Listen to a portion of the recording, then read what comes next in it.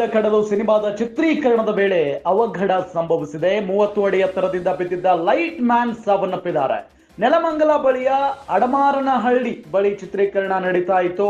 September 3ರ ಸಂಜೆ ನಡೆದಿರುವಂತಹ ಅವಘಡ ಇದು. ಲೈಟ್ ಬಿಚ್ಚುವ ವೇಳೆ ಕೆಳಗೆ ಬಿದ್ದಿದ್ರು ಮೋಹನ್ ಕುಮಾರ್.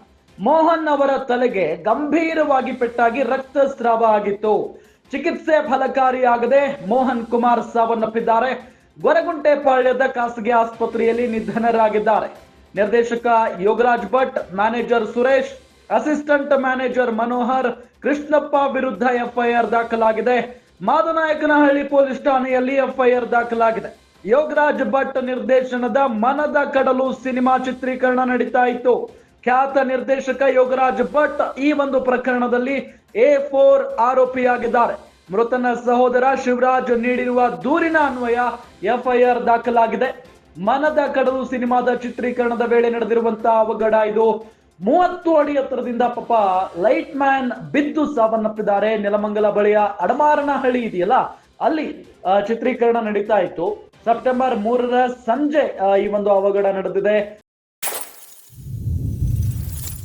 ಲೈಟ್ ಬಿಚ್ಚುವ ವೇಳೆ ಕೆಳಗೆ ಬಿದ್ದಿದ್ರು ಮೋಹನ್ ಕುಮಾರ್, ಲೈಟ್ ಮ್ಯಾನ್.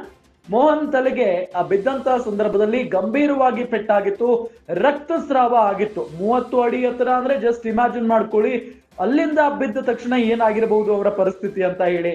ಅದಾದ ನಂತರ ರಕ್ತಸ್ರಾವ ಆಗಿದ್ದನ್ನ ನೋಡಿ ಭಯ ಪಟ್ಟು ಅಲ್ಲಿದ್ದಂತ ಚಿತ್ರತಂಡದವರು ಚಿಕಿತ್ಸೆಗೆ ಅಂತ ಹೇಳಿ ಆಸ್ಪತ್ರೆಗೆ ಕರೆದುಕೊಂಡು ಬರ್ತಾರೆ. ಚಿಕಿತ್ಸೆ ಫಲಕಾರಿಯಾಗದೆ ಮೋಹನ್ ಕುಮಾರ್ ಸಾವನ್ನಪ್ಪಿದ್ದಾರೆ. ಪಾಪ ಗೊರಗುಂಟೆಪಾಳ್ಯದ ಖಾಸಗಿ ಆಸ್ಪತ್ರೆಯಲ್ಲಿ ಅವರು ನಿಧನರಾಗಿರುವುದು. ನಿರ್ದೇಶಕ Yograj Bhat, manager Suresh, assistant manager Manohar, Krishnappa ವಿರುದ್ಧ ಎಫ್ಐಆರ್ ದಾಖಲಾಗಿದೆ. ಈಗ ಮಾದನಾಯಕನಹಳ್ಳಿ ಪೊಲೀಸ್ ಠಾಣೆಯಲ್ಲಿ ಎಫ್ಐಆರ್ ದಾಖಲಾಗಿರುವುದು.